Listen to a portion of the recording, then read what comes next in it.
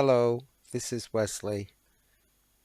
Many English language learners find it difficult to understand when to use the present perfect tense and the past simple tense. So listen to my examples, which will help you understand. If I ask, have you been to France? That is a question in the present perfect tense, and your response would be, yes, I have been to France, or no, I haven't been to France. That is the present perfect tense.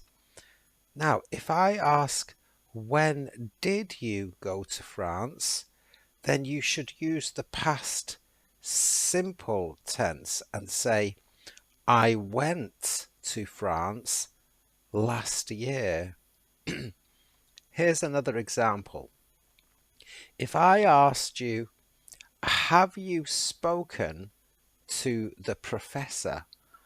That is a question in the present perfect tense. And your response would be, yes, I have spoken to the professor, or no, I haven't spoken to the professor. That is a reply in the present perfect tense. But if I ask, when did you speak to the professor? You should use the past simple tense and say, I spoke to the professor this morning.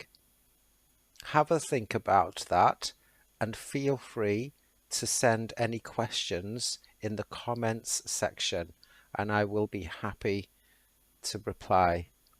Thank you very much.